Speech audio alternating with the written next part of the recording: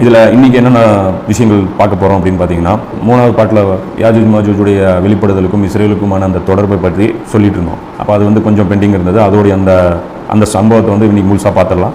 அடுத்ததாக யாஜூஜ் மாஜூஜ் வெளியே தான் இருக்காங்க அப்படின்னா சில கேள்விகள் வந்து வரும். அப்போ அந்த கேள்விகளுக்கான விடைகளையும் வந்து நம்ம இன்றைக்கி வந்து பார்க்க போகிறோம். அதில் வந்து முதல் கேள்வி பார்த்தீங்க அப்படின்னா, ஈசா நபி பூமிக்கு வந்ததுக்கப்புறம் தான் யாஜூஜ் மாஜூஜ் திறந்து விடப்படுவாங்கன்னு முஸ்லீமில் ஹதீஸ் வருது. அப்போ அந்த ஹதீஸுக்கு என்ன விளக்கம்? அதே மாதிரி பார்த்தீங்க ரெண்டாவதாக பார்த்தீங்க அப்படின்னா 1999 அப்படிங்கிற ரேஷியோவில் யாஜூஜ் மாஜூஜுடைய எண்ணிக்கை இருக்கணும். இல்லை, இன்றைக்கி வெள்ளக்காரர்களுடைய எண்ணிக்கை வந்து அந்த அளவுக்கு கிடையாது. ஸோ அந்த ஒரு விஷயமும் இடிக்குது அப்படிங்கிற அந்த கேள்விக்கான பதில். அதே மாதிரி வந்து யாஜூஜ் மாஜூஜ் வந்தால் தபரியாவுடைய ஏரியாவுடைய அந்த தண்ணீர் வந்து அவங்க உடனே குடிச்சு வத்த செஞ்சுருவாங்க.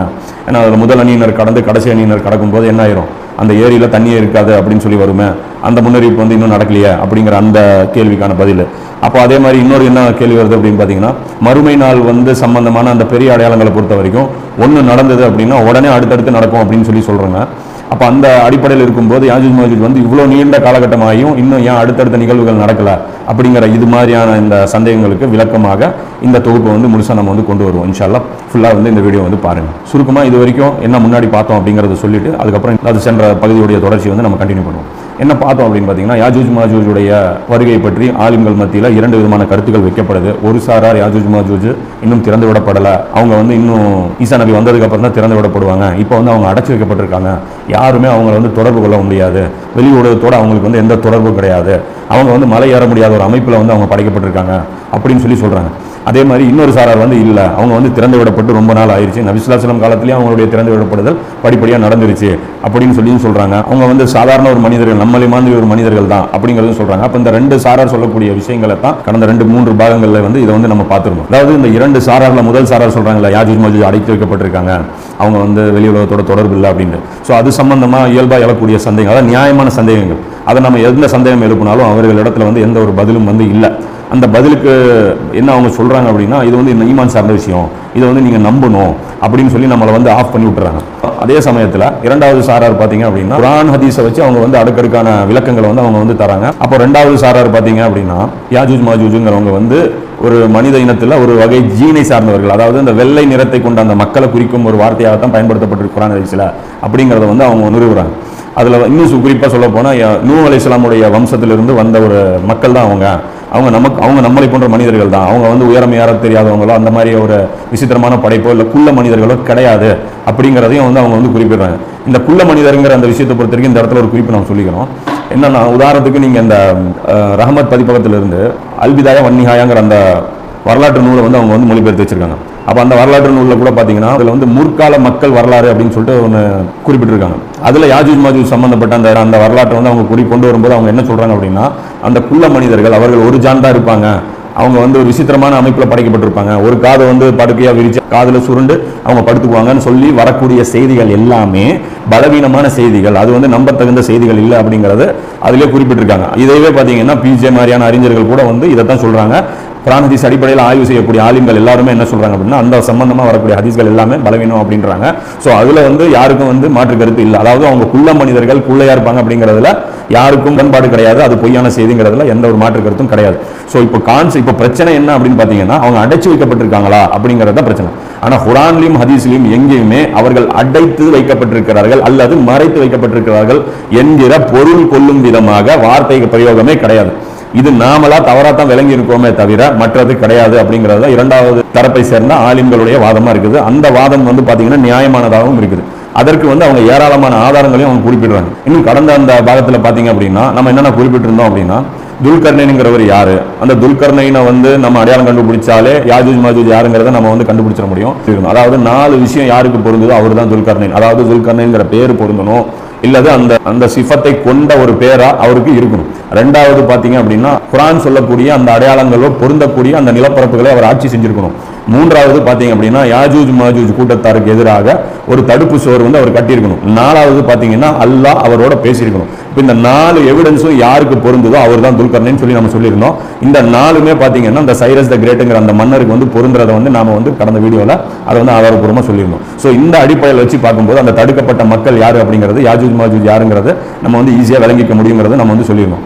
அதே இன்னொரு எவிடன்ஸ் என்ன சொல்லியிருந்தோம் அப்படின்னா, அந்த ஊர் மக்களுடைய அந்த சான்று, அந்த ஊர் மக்களுக்கு தெரியும் இல்ல, எந்த ஊர் மக்கள் வந்து துல்கர்னைன்ட்ட வந்து செவுரு வந்து எங்களுக்கு கட்டி கொடுங்கன்னு சொல்லி கேட்டாங்களோ அந்த மக்களே சொல்றாங்க இந்த கூட்டத்தினருக்கு எதிராகத்தான் அந்த செவுரு கட்டப்பட்டது அப்படிங்கிறது. அதன் மூலமாகவும் நம்ம வந்து நிறுவி இருந்தோம். அது தர்பந்துங்கிற அந்த பகுதியில் இருக்கக்கூடிய அந்த செவுரை தான் குறிக்கும். அதற்கு பின்னாடி அடைத்து வைக்கப்பட்டிருந்த அந்த மங்கோல், இந்த கசரியன் அப்படின்னு சொல்லக்கூடிய அந்த இனத்தை சார்ந்த அந்த பழங்குடி மக்கள் இருந்தாங்க இல்லையா, அவங்கள தான் குறிக்கும். அன்னைக்கு பழங்குடியினரா இருந்தாங்க, இன்னைக்கு அவங்க கோட்டு சூட் எல்லாம் போட்டுக்கிட்டு தாங்கள் வந்து ஒரு மிகப்பெரிய ஒரு வளர்ச்சியில முன்னடைஞ்ச ஒரு நிலைமையில வந்து அவங்க இன்னைக்கு இருக்கிறாங்க. அப்போ அதையும் வந்து அந்த வீடியோல வந்து நம்ம வந்து சொல்லியிருந்தோம். அப்புறம் மூணாவது ஒரு ஆதாரமா என்ன சொல்லியிருந்தோம் அப்படின்னா, சஹாபாக்களுக்கு தெரியும் யார் யாஜூஜ் மாஜூஜ்னு தெரியும், அது செவுரு எதுங்கிறதும் தெரியும், துல்கர்னைன் யாருங்கிறதும் தெரியும். உமர்லியான காலத்துல அந்த பகுதியை வந்து சஹாபாக்கள் உமர்லியான ஆட்சி செஞ்சிருக்காங்க. ஸோ அந்த ஒரு குறிப்புகளும் வந்து வரலாற்றில் நமக்கு கிடைக்குது அப்படிங்கிற அந்த அடிப்படையிலையும் வந்து நம்ம சொல்லியிருந்தோம். இன்னும் பார்த்தீங்கன்னா நாளாக அந்த செவருடைய அந்த உடைந்த அந்த பகுதிகளை வந்து நம்ம இன்னைக்கும் வந்து அதை பார்க்க முடியுது அப்படிங்கிறத அந்த ஒரு எவிடன்ஸாகவும் அதை காட்டியிருந்தோம். எப்படி சீன பெருஞ்சுவர் வந்து மங்கோலியருடைய அந்த படையெடுப்பை வந்து தடுத்து நிறுத்துவதற்காக கட்டப்பட்டதோ அதே மாதிரி தான் அதாவது சீன பெருஞ்சுவருக்கு அடுத்தபடியாக இரண்டாவது பெருஞ்சுவர் எது அப்படின்னு பார்த்தீங்கன்னா இந்த துல்கர்னைன் கட்டின அந்த பெருஞ்சுவர் தான் அது அப்படிங்கிறதையும் வந்து நம்ம குறிப்பிட்டிருந்தோம். அதாவது சைனாவிலிருந்து யூரோப்புக்கு வந்து பிரயாணம் பண்ணக்கூடிய அந்த சில்க் ரூட்டை பாதுகாக்கிறதுக்காகத்தான் சீனா பெருஞ்சுவர் வந்து கட்டப்பட்டது. அதே மாதிரி அந்த வியாபாரம், அதே மாதிரி அந்த ஏசியாவில் இருக்கக்கூடிய அந்த மக்களுக்கு வந்து யாஜூஜ் மாஜூஜுடைய அந்த கொள்ளை கூட்டத்துடைய பாதிப்பிலிருந்து தடுக்கும் விதமாகத்தான் ஈரானிய மன்னரான துல்கர்னைன் வந்து அந்த தடுப்பு சுவர் கட்டினாரு அப்படிங்கிறதையும் வந்து நம்ம ஆதாரபூர்வமா நிறுவியிருந்தோம். இன்னும் இது சம்பந்தமா நிறைய ஆதாரங்களை வந்து நம்மளால கொடுக்க முடியும். அது சிந்திக்கக்கூடிய மக்களுக்கு கொஞ்சமான ஆதாரங்களே போதும். இது சும்மா வந்து நம்ம என்னதான் 100 ஆதாரம் காமிச்சாலும் வந்து அந்த முரண்டு பிடிச்சி தங்களுடைய கருத்திலே பிடிவாதமா இருக்கக்கூடிய மக்களுக்கு நம்ம 10 இல்ல 100 ஆதாரம் காமிச்சாலும் அவங்களுக்கு வந்து ஒன்றும் பிரயோஜனமாகாது. அப்போ மக்கள் நீங்க சிந்திச்சு பாருங்க, உங்களுக்கே என்னங்கிறது அல்லாஹ் உங்களுக்கு விளக்கம் கொடுப்பான் அப்படிங்கறத நம்ம இங்க சொல்லிக்கிறோம். அப்ப கடந்த அந்த பகுதியில் நம்ம எங்க விட்டோமோ அங்க இருந்து இப்படியே நம்ம கண்டினியூ பண்ணி கொண்டு போகலாம். கடைசியா நம்ம என்ன டிஸ்கஸ் பண்ணிருந்தோம் அப்படின்னு பாத்தீங்கன்னா, இஸ்ரேலுங்கிற அந்த நாடு வந்து 1948 உருவாச்சு. இந்த நிகழ்வு வந்து ஒரு சாதாரண நிகழ்வு கிடையாது. இந்த நிகழ்வே ஒரு சான்று யாஜூஜ் மாஜூஜ் விடுவிக்கப்பட்டது அப்படிங்கறத வந்து நம்ம சொல்லியிருந்தோம். அதிலே இன்னொரு கூடுதலான ஒரு தகவல் என்ன அப்படின்னா, யாஜூஜ் மாஜூஜை பற்றி அல்லாஹ் இன்னொரு முன்னறிவிப்பு சொல்றான். அதாவது அந்த உலகத்துடைய உயரங்களை அவர்கள் தொட்டு விடுவார்கள். அதாவது அனைத்து உயர்ந்த பதவிகளையும், அனைத்து உயர்ந்த அந்தஸ்துகளையும், பொருளாதாரத்துடைய உயர்ந்த நிலைகளையும் இவர்கள் பூமியில் கைப்பற்றிக் கொள்வார்கள் அப்படிங்கறத வந்து இந்த முன்னறிவிப்பு வந்து குறிக்குது. இஸ்ரேல் உருவாகும் போது இது நடந்துரும் அப்படிங்கறத குறிக்குது அப்படிங்கறத பத்தி நம்ம சொல்லிட்டு இருந்தோம். இதுல இருந்து இன்னொரு முக்கியமான விஷயமும் நமக்கு தெரியுது. என்ன அப்படின்னா, ஈசா நபியுடைய வருகை வந்து ரொம்ப நெருக்கத்தில் இருக்கு அப்படிங்கிற அந்த விஷயமும் வந்து நமக்கு வந்து இதுல வந்து தெரிஞ்சுக்க முடியுது. சோ இந்த நிகழ்வு வந்து நம்ம என்னங்கிறத பார்த்துட்டு அடுத்ததாக அந்த சந்தேகங்கள் வருது இல்லையா, அந்த ஹதீஸ்கள் எல்லாத்துக்குமே என்ன விளக்கங்கள் அப்படிங்கறதுல நம்ம அந்த செக்ஷனுக்கு நம்ம போயிடும். இஸ்ரேல் உருவாகிறது பொறுத்த வரைக்கும் நீங்க புரிஞ்சுக்கணும், இஸ்ரேலுங்கிறது வந்து ஒரு சாதாரண ஒரு நாடு கிடையாது. அவங்க அதோடைய வரலாறு வந்து சாதாரண ஒரு வரலாறும் கிடையாது. உதாரணத்துக்கு இன்னைக்கு வந்து இந்தியாவில இருந்து பாகிஸ்தான் பிரிஞ்சிருக்கு, பாகிஸ்தான்ல இருந்து பங்களாதேஷ் பிரிஞ்சிருக்கு. இது ஒரு இயல்பான ஒரு நிகழ்வா எல்லாரும் பார்த்துருவோம். ஆனா இஸ்ரேல் இப்படி உருவான, ஏதோ பாலஸ்தீன்ல இருந்து ஒரு பிரிஞ்சு போய் இஸ்ரேல் உருவாச்சு அப்படிங்கிற மாதிரி ஒரு சாதாரண நிகழ்வு கிடையாது. குர்ஆனை பொறுத்த வரைக்கும் என்ன சொல்லுது அப்படின்னா, இஸ்ரேலுங்கிற அந்த நாடு வந்து அந்த இடத்துல யூதர்கள் போய் குடியேறுவதை நான் தடுத்து வைத்திருந்தேன் அப்படின்னு சொல்லி அல்லாஹ் சொல்றான். 21:95 அல்லாஹ் வந்து குர்ஆன்ல சொல்லி வரோம், வஹராமுன் அலா கரியத்தின், இந்த ஊரை நாம் ஹராமாக்கி விட்டோம், ஹராம்னா தடுக்கப்பட்டதாக ஆக்கிவிட்டோம் அப்படின்னு சொல்லி அல்லாஹ் சொல்றான். யார் மீது அப்படின்னா, அஹலக்னஹா, யாரை நாம் ஹலாக்காக்கணுமோ அவர்கள் மீது வந்து நாம் வந்து இதை தடுத்துட்டோம் அப்படின்னு சொல்றோம். அப்ப இது பாத்தீங்கன்னா பனி இஸ்ராயல்களை பார்த்து தான் அல்லாஹ் வந்து தொடர்ச்சியா அந்த 21:90 இருந்து பாத்தீங்கன்னா பேசிட்டு வருது அந்த வசனம். சோ அந்த பனி இஸ்ராயல்களை பார்த்து அல்லாஹ் அது பேசுறான், இந்த ஊரை வந்து உங்களுக்கு நான் வந்து ஹராமாக்கிட்டேன், ஏன்னா உங்களை வந்து அந்த ஊர்ல இருந்து நான் அழிச்சிட்டேன், அன்னஹும் லா யர்ஜிஊன், அங்கே உங்களால் மீண்டும் திரும்ப போக முடியாது அப்படின்னு சொல்லி அல்லாஹ் சொல்றான். இந்த அழிவு எப்போ ஏற்பட்டது அப்படின்னு பாத்தீங்கன்னா, ஈசா நபி அவங்க நிராகரிச்சதுக்கு அப்புறம் அவர்கள் மேல வந்து அல்லாஹ் ரோமர்களை வந்து சாட்டி விட்டான். இதை பத்தி 17வது அத்தியாயத்துல அல்லாஹ் பாத்தீங்கன்னா அந்த 4வது வசனத்துல இருந்து 8வது வசனம் வரைக்கும் தொடர்ச்சியா அல்லாஹ் சொல்றான், 2 முறை பூமியில் நீங்க வந்து வரம்பு மீறினீங்க அப்படின்னு சொல்லி. அந்த 2வது முறை வந்து நடந்த அந்த அழிவின் போது அழிவு தான் வந்து இதை வந்து குறிப்பிடுது அப்படிங்கறத நம்ம வந்து புரிஞ்சுக்கணும். இந்த தடுக்கப்பட்ட செயலுக்கு ஒரு டைம் லிமிட் கொடுக்குறான் பாருங்க, அந்த டைம் லிமிட் தான் வந்து நமக்கு வந்து யாஜூஜ் மாஜூஜ் வெளியே இருக்கிறாங்க அப்படிங்கறத நமக்கு உணர்த்துது. என்ன சொல்றான்னா, ஹத்தா அப்படிங்கிறான், எது வரைக்கும் இந்த பகுதி வந்து அந்த பனி இஸ்ராயல்களுக்கு தடுக்கப்பட்டிருக்கும் அப்படின்னா, ஹத்தா இஸா ஃபுத்திஹத், திறந்து விடப்படும் போது. யாரு அப்படின்னா, யாஜூஜ வமாஜூஜ, யாஜூஜ் மாஜூஜ் திறந்து விடப்பட்டு, வஹும் மின் குல்லி ஹதபின், ஒவ்வொரு ஹதஃபிலும் அதாவது ஒவ்வொரு உயரத்திலையும் யுன்சிலூன், அவர்கள் பரவி விடும் வரை. இன்னைக்கு பாத்தீங்கன்னா பூமியில எல்லா உயரங்களிலும் அவங்க தான் பரவி இருக்கிறாங்க. இன்னைக்கு ஐநா சபையில இருக்கட்டும், எந்த ஒரு பொருளாதார ஆதிக்கம் சார்ந்த விஷயங்களா இருக்கட்டும், டெக்னாலஜியா இருக்கட்டும், எல்லாத்துலயுமே அவங்க தான் பரவி இருக்கிறாங்க. அப்போ இந்த யாஜூஜ் மாஜூஜுடைய கையில இந்த எல்லா உயரங்களும் போய் சேர்ந்துருச்சு அப்படின்னா இந்த தடை நீங்கிரும், அங்க நீங்க மறுபடியும் போய் குடியேறிடலாம் அப்படிங்கிற ஒரு முன்னறிவிப்பு இந்த குர்ஆன் வசனம் சொல்லுது. சோ இந்த அடிப்படையை வச்சு பார்க்கும்போது நமக்கு என்ன தெரியுது, யாஜூஜ் மாஜூஜுடைய அந்த வெளிப்படுதல் நடந்துருச்சு அப்படிங்கறது நமக்கு புரியுது. அப்போ அதை வச்சு பார்க்கும்போது யாஜூஜ் மாஜூஜ் திறந்து விடப்பட்டாதான் பனி இஸ்ராயல்கள் மீண்டும் இஸ்ரேல்ல குடியேற முடியும் அப்படிங்கறத இந்த குர்ஆன் வசனம் சொல்லுது. இது யூதர்களுக்கு இந்த பகுதி வந்து தடை செய்யப்பட்டது, அப்படின்னு சொல்லி நாம மட்டும் சொல்லல, யூத ஆளுங்களே அதை தான் சொல்றாங்க. இன்னைக்கு நீங்க நல்லா பாருங்க, இஸ்ரேலுக்கு அடுத்தபடியாக அதிகமா யூதர்கள் குடியிருக்கிறது பாத்தீங்கன்னா 2 பகுதியில் இருக்காங்க. ஒன்னு ஈரான்லயும், இன்னொன்னு பாத்தீங்கன்னா அமெரிக்காவிலும் வந்து அதிகமான யூதர்கள் வந்து குடியிருக்காங்க. இவங்க ஏன் இஸ்ரேலுக்கு போகாம இருக்காங்க அப்படின்னு பாத்தீங்கன்னா, அவங்களுக்கு தெரியும் இது வந்து அல்லாஹ்வால் அவர்களுக்கு தடை செய்யப்பட்ட பூமி, மசீ வராம, அதாவது ஈசா நபி வராம இஸ்ரேலுக்கு இவங்க போகக்கூடாது, மெசாயா இல்லாம நாங்க வந்து போகக்கூடாதுன்னு அவங்களுடைய வேதத்துல என்ன இருக்கு, அது வந்து ஒரு வாக்குறுதி வந்து எல்லாம் கொடுத்திருக்கான். சோ அதன் அடிப்படையில் இது தடுக்கப்பட்ட பூமி, நாம வந்து போகக்கூடாது அப்படிங்கறத வந்து அவங்க வந்து சொல்லிட்டு வராங்க. அவங்க பாத்தீங்கன்னா ஒவ்வொரு வருஷமும், அதாவது அமெரிக்கால பாத்தீங்க அப்படின்னா இஸ்ரேலுக்கு எதிராக அவங்க வந்து ஆர்ப்பாட்டம் பண்ணிட்டு இருக்காங்க. The conflict between Israelis and Palestinians in the Middle East still shows little sign of a peaceful resolution. But in New York, there's a group of ultra-Orthodox Jews who are devoted to the Palestinian struggle. And as Marina Portnoy discovered, they believe an end to the state of Israel is the only solution. Every rally, Free Palestine! every demonstration, Long live Palestine! every opportunity to voice opposition. Judaism, yes. Zionism, no. The state of Israel must go. A particular chorus of Orthodox Jews joins forces with the loud choir of Palestinian supporters. Free Palestine! Free Palestine! The collective voice is otherwise known as Notorious in New York City. You're embarrassing Judaism. You're a piece of with the black jacket, with your long coat. Rabbi Weiss is familiar with the dangers that surround Notori Karta. We must be ready to give our lives to this. It's not easy. A life devoted to their faith, even if it means facing contempt every step of the way. Marina Portnoy, RT, New York. In Manhattan, hundreds demonstrated across the street from the Israeli embassy. The most harmful place for Jews are in Israel. தடை செய்யப்பட்ட பகுதி, அல்லாஹ் கோபத்தை ஏற்படுத்தாதீங்க, அந்த இடத்துல போய் நீங்க குடியேறினீங்க அப்படின்னா அல்லாஹ்வுக்கு கோபம் வந்துரும், நீங்க போயிடாதீங்க அப்படின்னு சொல்லி அவங்க வந்து சொல்லிட்டே இருக்காங்க. இந்த வீடியோல பாருங்க, இந்த ஆலிம்கள் எல்லாம் பாத்தீங்கன்னா ஆர்ப்பாட்டம் பண்ணிட்டு இருக்காங்க. இஸ்ரேல் தடை செய்யப்பட்ட பகுதி, அந்த இடத்துல போறது வரம்பு மீறிய செயல், இறைவனுடைய கோபத்தை ஏற்படுத்தக்கூடிய செயல் அப்படிங்கிறது. சோ இது தடைக்கப்பட்டது அப்படிங்கிறது அவங்களே சொல்றாங்க. ஆனாலும் பாத்தீங்கன்னா நம்ம ஆலிம்கள் என்ன சொல்றாங்க, இந்த வசனத்தை பற்றி போதிய ஒரு விளக்கம் இல்லாம தான் அவங்க இருந்துட்டு இருக்காங்க அப்படிங்கறத நம்ம வருத்தத்தோட பதிவு செய்யறோம். இந்த யாஜூஜ் மாஜூஜ் வந்து தான் இந்த இஸ்ரேலை வந்து இவங்களுக்கு வாங்கி கொடுத்திருக்காங்க அப்படிங்கிறது அங்க இருக்கக்கூடிய உலமாக்களே வந்து சொல்றாங்க. இதுல ஒரு உலமா வந்து ஒரு பேசுறாரு பாருங்க. טראמפ, שזה נוצרים, אדום, נגד, 7 מדינות אסלאמיות, חכו זה רק התחלה. התעוררו מלחמות קשות מאוד, לא בין מדינה למדינה, אלא בין אדום לישמעאל. זה מה שאנחנו ברוך השם במצב מתקדם של התהליכים האלה. רגע, אנחנו במרכז. תכף תבינו, אנחנו מאוד במרכז, כי כתוב, החפץ חיים אמר, שהם ילחמו זה בזה במלחמה שלא נראתה עוד בעולם כל כך הרבה דם. ואז הם יעצרו באמצע, יגידו, רגע, הכל בגלל היהודים. רגע. אני אומר, מה החפץ חיים אמר? נא לא להתפרץ, בבקשה. הוא אמר שהם יעצרו באמצע, יגידו, רגע, הכל בגלל היהודים. בואו, תמיד הכל בגלל היהודים. נשפך כוס חלב בבייג'ינג בסין, איזה יהודי גרם לזה בטוח. אז גם זה בגלל היהודים, אז הם ירצו לבוא עלינו. אבל השנאה תהיה כל כך גדולה שהם לא יצליחו לבוא עלינו. ואז הם ימשיכו להילחם, ובסוף כן יבואו 70 אומות ביחד. גוג ומגוג, בגימטריה 70, כולם יבואו לפה. ואנחנו לא צריכים לעשות שום דבר. וגם לא לפחד. זה הכל כתוב בתנת ואליהו. תראו שהכל מתנקז לכיוון הזה. இப்போ இந்த இருக்கக்கூடிய ஒரு ஆலிம் வந்து அந்த ஒரு மதரசா நடத்துற ஒரு ஆலிம், அந்த ஆலிம் வந்து பேசுறாரு, இங்க வந்து யாஜூஜ் மாஜூஜும் வந்து இந்த இஸ்ரேல்ல நடக்கிற ஃபித்னா வந்து கொஞ்சம் நஞ்சம் கிடையாது.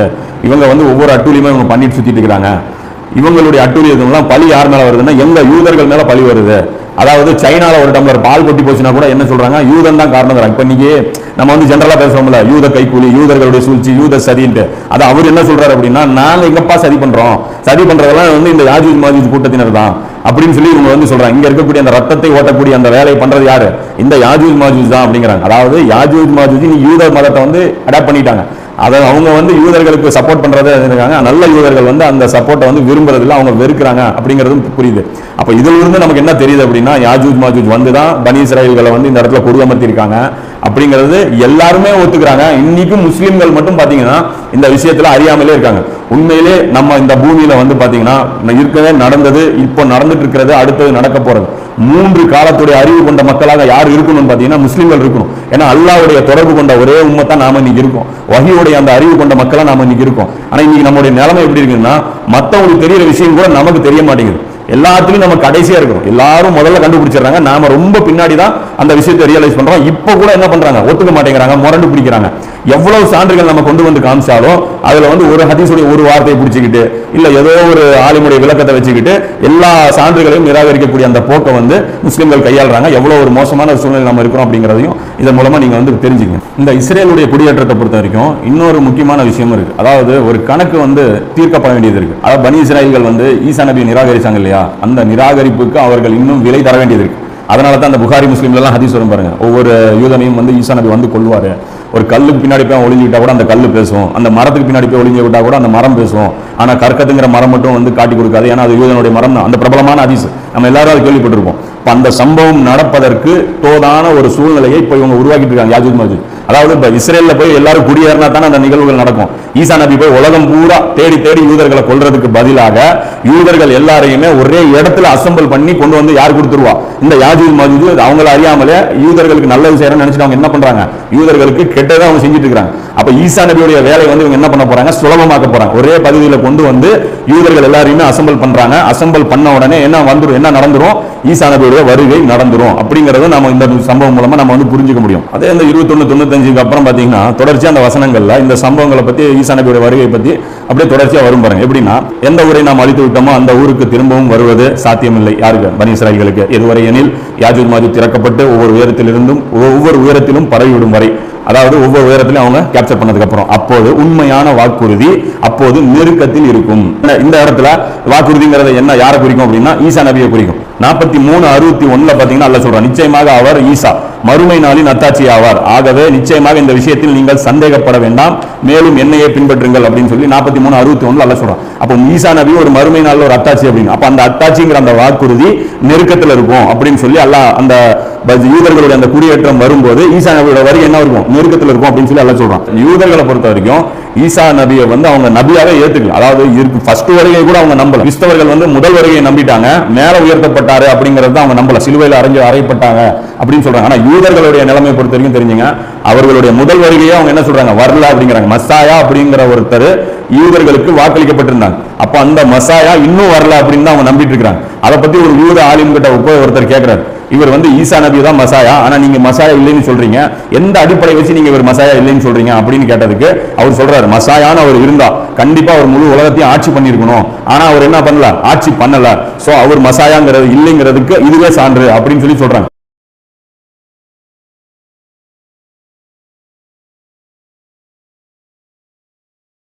This is a different question, is people who are Christian are asking, why for Jews is Jesus not the Messiah? Let him be the Messiah, which we do believe in. So I would say there are 2 points. Point number 1 is that classical Jewish literature does not accept the notion of a second coming, and that is once the Messiah reveals himself, he will accomplish a designated mission of getting the Jews back to Israel, rebuilding the temple, and hopefully establishing world's peace. Now Jesus, of course, was crucified. Jesus was murdered before he completed any of those things. And because of that, Christianity developed the idea of a second coming, that Jesus will come back and complete the mission. As I say, as far as normative Jewish theology is concerned, when the Messiah comes, he's going to get the job done and he's not going to die and then come back. That is point number 1. Point number 2, which is actually a more important point, is, and again, I'm not going to get into the debate whether Jesus said it or the apostles or later people said it, but the notion that of the New Testament, the notion that God has abrogated his covenant with Israel and that God has replaced the Sinaitic revelation with justification by faith, which is really Paul's innovation. Paul created the idea that one gets redemption not by works but by faith. That's called justification by faith. That is a theological postulate that is absolutely inconsistent with the eternity of the Torah and the divinity of the Torah. Now again, I understand one could make the argument that that's not Jesus' argument. In fact, there are passages where he says, I'm not going to abrogate a single letter of the Torah. And yet, even within the Christian Bible, ஈசா நபி ஆட்சி பண்ணலைங்கிறது உண்மை. அதனால தான் ஈசா நபி திரும்ப வந்து ஆட்சி பண்ணுவாங்க அப்படிங்கிறதும் நம்ம வந்து இந்த இடத்துல புரிஞ்சுக்க முடியுது. சோ முஸ்லிம்கள் உறுதியா நம்புறோம் ஈசா நபி மீண்டும் வருவாங்க, வர்றது மட்டும் இல்ல கண்டிப்பா முழு பூமியையும் ஆட்சி செய்வார்கள் அப்படிங்கிற அந்த விஷயத்தை நம்ம வந்து புரிஞ்சுக்கணும். இன்னொரு காரணம் அந்த யூத அறிஞர் என்ன சொல்றாரு அப்படின்னு பாத்தீங்கன்னா, ஈசா நபி வந்து மசாயாவா இருந்தா அவரை வந்து யாரும் கொல்ல முடியாது, அவர் சிலுவையில் அறையப்பட்டு மறைச்சு விட்டார் அப்படின்னால என்ன அர்த்தம், அவர் வந்து மசாயா கிடையாதுன்னு அர்த்தம் அப்படின்னு சொல்லி சொல்றாரு. ஆனா உண்மை என்ன அப்படின்னா அவர் கொல்லப்படலைங்கிறது இவங்களுக்கு தெரியாது. அல்லாஹ் குர்ஆன்ல சொல்றாங்க, அவர்கள் கொல்லப்படவில்லை, அவர்கள் மேலே உயர்த்தப்பட்டார். அவர் அது விஷயத்தில் இவர்கள் என்ன இருக்காங்க, சந்தேகத்திலே இருக்காங்க அப்படின்னு சொல்லி 4வது அத்தியாயத்துல 157, 158, 159 வசனத்துல அல்லாஹ் சொல்றான், இன்னும் நிச்சயமாக நாங்கள் அல்லாஹ்வின் தூதராகிய மரியமின் குமாரர் ஈசா மசீயை கொன்று விட்டோம் என்று அவர்கள் கூறுவதாலும் சபிக்கப்பட்டார்கள். கொன்னுட்டோம் அப்படின்னு யார் சொல்றா? யூதர்கள் தானே அவரை வந்து ரோமாபுரி மன்னர்கிட்ட வந்து பிடிச்சு கொடுக்குறாங்க. அப்ப அவங்க தான் அதை செஞ்சாங்க, நாங்க சாதிச்சிட்டோம் அப்படின்னு அவங்க சொல்றாங்க. ஆனா அவர்கள் அவரை கொல்லவும் இல்லை, அவர்கள் சிலுவையில் அறையவும் இல்லை அப்படின்னு சொல்லி அல்லாஹ் சொல்றான். அவர்களுக்கு அவரை போன்று ஒருவர் ஒப்பாக்கப்பட்டார், மேலும் அதில் அபிப்பிராய பேதம் கொண்டவர்கள் சந்தேகத்திலே இருக்கிறார்கள். அதாவது யூதர்கள் ஒருமித்த கருத்துல இல்லையா, சந்தேகத்திலே இருக்காங்க. ஒரு டவுட் அவங்களுக்கு இன்னும் இருந்துகிட்டு தான் இருக்கு, வந்தவர் ஈசா நபி தான் அப்படிங்கிறது. வெறும் யூகத்தை பின்பற்றுவதை தவிர அவர்களுக்கு இதில் எந்த அறிவும் இல்லைங்க. தெளிவான அறிவு யாருக்கிட்ட இருக்கு? குர்ஆனுடையவர்களிடத்தில் தான் தெளிவான அறிவு இருக்கு. ஈசா நபி விஷயத்துல சரியான அறிவு யார்கிட்ட இருக்கு? யூதர்களிடத்திலும் இல்ல, கிறிஸ்தவ சகோதரர்களிடத்திலும் இல்ல. குர்ஆன்ல தான் அவரை பற்றி முழு விவரங்கள் சொல்லப்பட்டிருக்கு அப்படின்னு சொல்றான். வெறும் யூகத்தை பின்பற்றுவதை தவிர அவர்களுக்கு இதில் எந்த அறிவும் இல்லை சொல்லிட்டு அல்லாஹ் சொல்றான், உறுதியாக அவர்கள் அவரை கொல்லவே இல்லைங்க, கொல்லவே இல்ல, அவர் உயிரோட தான் இருக்காரு அப்படின்னு சொல்லி இது வந்து குர்ஆன் வந்து 4வது அத்தியாயத்துல 157, 158, 159 சொல்றான். சோ அந்த நிகழ்வை பத்தி 21வது அத்தியாயத்துல 95 இருந்து 101 வரைக்கும் அப்படியே செயினா எல்லாம் பேசுறான். அப்ப அந்த வானத்திலிருந்து அவர் இறங்குற அந்த நிகழ்வை பார்த்த உடனே எங்களுக்கு ஏற்பட்ட கேடு, நிச்சயமாக இதை நாங்கள் உதாசீனம் அல்லவா செய்து விட்டோம், இது மட்டும் இல்லை நாம் அநியாயமும் செய்து விட்டோம். அநியாயம்னா ஷிர்க்கும் வச்சு அவங்க என்ன பண்ணிட்டாங்க, அது வரைக்கும் தஜ்ஜால கூட அவங்க என்ன பண்ணிடுவாங்க. அதாவது ஈசா நபி இறங்கும் போது யூதர்களுக்கு யார் லீடரா இருப்பான்? தஜ்ஜால் லீடரா இருப்பான். நல்லா புரிஞ்சுங்க, தஜ்ஜால் பொறுத்த வரைக்கும் தான் ஒரு தஜ்ஜால்னு வரமாட்டான், ஈசா நபியா தான் வருவான். ஏன்னா நபி ஸல்லல்லாஹு அலைஹி வஸல்லம் தஜ்ஜாலை குறிப்பிடும் போதெல்லாம் மறக்காம ஒரு வார்த்தையை சேர்த்து சொல்றாங்க. என்ன சொல்றாங்கன்னா மசீஹ் தஜ்ஜால்ங்கறாங்க. மசி அப்படிங்கிறது ஈசா நபியை குறிக்கும். மசீஹ் தஜ்ஜால் அப்படின்னா பொய்யான மசி அப்படின்னு அர்த்தம். தஜ்ஜல்னா ஏமாற்றக்கூடியது, மசி அப்படின்னா ஈசா நபியை குறிக்கும். ஏமாற்றக்கூடிய ஈசா நபி தான் தஜ்ஜாலுடைய ஒரிஜினல் பேரு. அதாவது தஜ்ஜாலுடைய ஒரிஜினல் கேரக்டர் என்ன அப்படின்னு பாத்தீங்கன்னா ஏமாற்றக்கூடிய ஈசா நபி. அதாவது ஈசா நபி வந்துட்டதா யூதர்களை பேசி ஏமாத்தி வச்சிருப்பான். அவங்களுக்கு லீடரா தஜ்ஜால் பூமியில வச்சு இஸ்ரேல் தலைமையகமா கொண்டு ஒரு ஆட்சியை நடத்திட்டு இருக்கிற காலகட்டத்துல தான் ஈசா நபி பூமிக்கு இறங்குவாங்க. அந்த சம்பவத்தை தான் இவங்க பார்ப்பாங்க. ஆஹா, நாம இவரை வந்து நிராகரிச்சுட்டு இருந்தோம், இந்த சம்பவத்தை வந்து நாம வந்து நிராகரிச்சுட்டு இருந்தோம், ஆனா பாத்தீங்கன்னா நிஜமாலுமே வந்துட்டாரு. அப்ப இவர் ஈசா நபினா அப்ப இங்க இருக்கிறவங்க யாரு அப்படிங்கிற ஒரு கேள்வி வரும்ல. அப்பதான் இவங்க புரியுவாங்க, இது மட்டும் இல்லை நாம அநியாயமும் செஞ்சுட்டோம், இவனை ஏத்துக்கிட்டு நம்ம அநியாயமும் பண்ணிட்டோம் அப்படின்னு சொல்லி அந்த ஸ்டேட்மெண்ட் அவங்க கொடுப்பாங்கிறது இந்த வசனம் வந்து பேசுது. அடுத்த வசனத்தில் அல்லாஹ் சொல்றான், நிச்சயமாக நீங்களும் யாரா யூதர்களை பார்த்து சொல்றாங்க, அல்லாஹ்வை அன்றி நீங்கள் வணங்கியவையும் நரகத்தின் விரைவுகளை இது தெய்வங்களா இருந்திருந்தால் இங்க வந்து சேர்ந்திருக்காது அல்லாஹ் அப்படின்னு சொல்லி அல்லாஹ் இந்த இடத்துல என்ன பண்றான், குத்தியும் காட்டுறான். இந்த சம்பவங்களே பாத்தீங்கன்னா ஈசா நபி ரிலேட்டடா தான் பேசிட்டு இருக்குங்கிறது இன்னொரு கூடுதல் ஆதாரம் சொல்ல முடியும். என்னன்னா இந்த வசனம் இறங்கின உடனே நபி ஸல்லல்லாஹு அலைஹி வஸல்லம் இடத்துல என்ன பண்றாங்க, காஃபிர்கள் அப்ஜெக்ஷன் பண்றாங்க. அது எப்படி நாங்க நரகத்துக்கு போனோம்னா ஓகே, ஈசா நபி எப்படி நரகத்துக்கு போவாரு, ஏன்னா நாங்க ஈசா நபியை தானே வணங்கிட்டு இருக்கிறோம் அப்படின்னு சொல்லி கேட்கறாங்க. சோ இந்த வசனம் ஈசா நபி பூமிக்கு இறங்குறத பத்தி தான் பேசுது அப்படிங்கறத அவங்களுக்கு புரியுது பாருங்க. அப்போதான் அல்லாஹ் கூடுதலா அந்த வசனத்தை இறக்குறான், நிச்சயமாக எவர்களுக்கு நம்மிடம் இருந்து மறுமை பேருக்கான நன்மைகள் முன் சென்று விட்டதோ அவர்கள் அந்த நரகத்தில் இருந்து வெகு தொலைவில் இருப்பார்கள். யாருக்கு நான் முன்னாடியே சொர்க்கம்னு முடிவு பண்ணிட்டேனோ அவரு நரகத்துக்கு போக மாட்டாரு அப்படிங்கிறாங்க. ஆனா இதுல கரெக்டா பொருள் இருக்கு. எப்படின்னா இவங்க ஈசா நபின்னு நினைச்சு யாரை வணங்கிட்டு இருப்பாங்க, தஜ்ஜால் அந்த நேரத்தில் வணங்கிட்டு இருப்பாங்க. சோ தஜ்ஜால் நரகத்துக்கு தான் போவான், தஜ்ஜாலுடைய ஃபாலோவர்ஸும் நரகத்துக்கு போவாங்கிறத கரெக்டா குறிப்பிடும். அந்த இடத்துல அல்லாஹ் கூடுதலா என்ன போட்டு கிளியர் பண்ணிடுறான், ஈசா நபி வந்து நான் முன்னாடியே சொர்க்கம் சொல்லிட்டேன் அப்படின்னு சொல்லி அதை கிளியர் பண்ணிடுறான். சோ ஒன்னோட ஒண்ணு எப்படி அழகா வந்து இந்த சம்பவங்கள் வந்து பொருந்தி போகுது அப்படிங்கறத இன்ஷாஅல்லாஹ் சிந்திச்சு பாத்தீங்க அப்படின்னா உங்களுக்கே புரியும். யாஜூஜ் மாஜூஜோட வெளிப்படுதலுக்கும் இஸ்ரேலுக்கும் ஈசா நபியோட வருகைக்கும் ஆன அந்த தொடர்புகளை பத்தி நம்ம வந்து இது வரைக்கும் பார்த்தோம். ஸோ அதோட இந்த சப்ஜெக்ட் வந்து முடிச்சுக்கலாம். அடுத்ததாக வந்து இந்த ஹதீஸ்களை பற்றி இருக்கக்கூடிய அந்த சந்தேகங்கள் இருக்கு இல்லையா, சரி அந்த விளக்கங்களுக்கு இன்ஷாஅல்லாஹ் நம்ம போயிடலாம். முதல் சந்தேகம் என்ன அப்படின்னு பாத்தீங்கன்னா யாஜூஜ் மாஜூஜுடைய எண்ணிக்கை. புகாரில 3348வது ஹதீஸ்ல வருது, மறுமையில மனிதர்கள் எல்லாரையும் எல்லாம் எழுப்பிட்டு ஆதம் நபி அல்லாஹ் கூப்பிடுவோம். ஆதம் நபியை கூப்பிட்டு ஆதமே உங்கள் பிள்ளைகளில் இருந்து நரகத்துக்கு என்று மக்களை வந்து பிரிங்க அப்படின்னு சொல்லி அல்லாஹ் சொல்லுவான். அப்ப வந்து ஆதம் நபி கேட்பாங்க, இறைவா எவ்வளவு பிரிக்கிறது அப்படிம்பாங்க. அப்ப ஆதம் நபி அல்லாஹ் சொல்லுவான், ஒவ்வொரு 1000 999 பேரை பிரிங்க. அப்ப உடனே சஹாபாக்கள் வந்து அப்படியே பயப்படுறாங்க, இன்னும் அது இவ்வளவு பெரிய மக்கள் வந்து நரகத்துக்கு போவாங்களா, இவ்வளவு ரேஷியோ வந்து டிஃபரெண்ட் இருக்குமா அப்படின்னு சொல்லி. அப்ப வந்து நபி ஸல்லல்லாஹு அலைஹி வஸல்லம் சொல்றாங்க, நற்செய்தி பெறுங்கள், நீங்க பயப்படாதீங்க, உங்களில் ஒருவர் என்றால் யாஜூஜ் மாஜூஜ் கூட்டத்தாரில் 1000 பேர் நரகத்துக்கு போவாங்க. அதாவது சஹாபாக்களை குறிப்பிட்டு சொல்றாங்க, உங்கள ஒருத்தர் நரகத்துக்கு போனா யாஜூஜ் மாஜூஜ் கூட்டத்தாரில் எவ்வளவு பேர் போவாங்க, 999 பேர் நரகத்துக்கு போவாங்க அப்படின்னு சொல்லி இந்த நற்செய்தி பெறுங்க அப்படின்னு சொல்லி நபி ஸல்லல்லாஹு அலைஹி வஸல்லம் சொல்றாங்க. அதை கேட்ட உடனே சஹாபாக்கள் மகிழ்ச்சி அடைறாங்க. சோ இதை வச்சுட்டு என்ன விளக்கம் சொல்லப்படுது அப்படின்னு பாத்தீங்கன்னா, வெள்ளக்காரர்கள் தான் யாஜூஜ் மாஜூஜ்னு நம்ம சொல்றோம். அப்ப யாஜூஜ் மாஜூஜோட எண்ணிக்கை இந்த ரேஷியோல நாம கணக்கு வரணும்ல. அதாவது மாநிலத்தவர்கள் இன்னைக்கு ஏசியாவில் பாத்தீங்கன்னா இந்தியாவிலையும் பாகிஸ்தான் பங்களாதேஷ் இந்த மாதிரியான இருக்கக்கூடிய அரேபியா சவுதி அரேபியா இந்த மாதிரி மக்கள் இருக்காங்கன்னு வச்சுங்க. இவங்களே ஒரு 200 கோடி பேர் பக்கமா வந்துருவாங்க. அப்ப யாஜூஜ் மாஜூஜோட எண்ணிக்கை எவ்வளவு இருக்கணும், இதை விட 999 மடங்கு எவ்வளவு இருக்கணும், பெருசா இருக்கணும் இல்ல, கிட்டத்தட்ட 20 லட்சம் கோடி மக்கள் வெள்ளக்காரர்களை நம்ம காட்டணும் அப்படின்னு சொல்லி சந்தேகம் வரும். ஆனா இந்த ரேஷியோ வந்து இந்த அடிப்படையில் சொல்லப்பட்டது இல்ல. இது எந்த அடிப்படையில் சொல்லப்பட்டதுன்னு பாத்தீங்க அப்படின்னா, அது தபரானில ஒரு ஹதீஸ் வரும். யாஜூஜ் மாஜூஜ் கூட்டத்தினர் ஒவ்வொருத்தரும் 1000 அல்லது அதற்கு அதிகமான சந்ததிகளை உருவாக்காமல் மரணிப்பதில்லை அப்படின்னு. இந்த இடத்துல சந்ததிங்கிறத நம்ம நேரடியா சந்ததின்னு வந்து பொருந்திக்க கூடாது.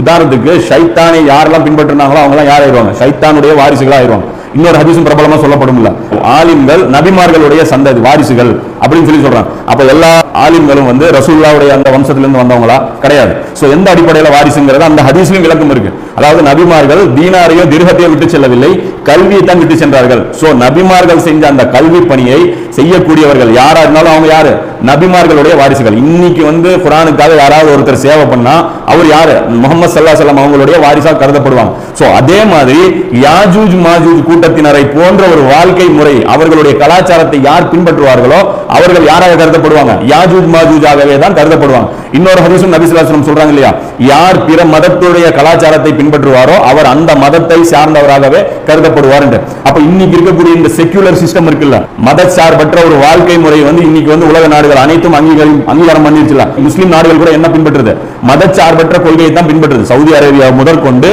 மதச்சார்பற்ற அந்த கொள்கையை தான் பின்பற்றுது. இந்த மேற்கத்திய மதச்சார்பு இல்லாத இந்த கலாச்சாரத்துக்கு சொந்தக்காரர்கள் யாரு, யாஜூஜ் மாஜூஜ் தான். இந்த வெள்ளைக்காரர்களால் வடிவமைக்கப்பட்டதுதான் இந்த சிஸ்டம். இந்த கரன்சி சிஸ்டமா இருக்கட்டும், இந்த குர்ஆன் ஹதீஸுக்கு மாற்றமான இந்த வாழ்க்கை முறையா இருக்கட்டும், இது எல்லாருமே யார் டிசைன் பண்ணி கொடுத்திருக்காங்க, யாஜூஜ் மாஜூஜுடைய வம்சத்தினர் தான் வடிவமைச்சு கொடுத்திருக்காங்க. அதைத்தான் பாகிஸ்தான் பின்பற்றுது, அதைத்தான் ஈரான் பின்பற்றுது, அதைத்தான் பங்களாதேஷ் பின்பற்றுது. இன்னைக்கு முஸ்லீம்கள் எல்லாரும் என்ன அடிப்படையில் வாழ்ந்துட்டு இருக்கிறோம், அரசியல் விவகாரங்களில் மதம் தலையிடக்கூடாது, மதம் என்பது தனிநபர் சார்ந்த விஷயம் அப்படின்னு சொல்லி பேசுறோம்ல.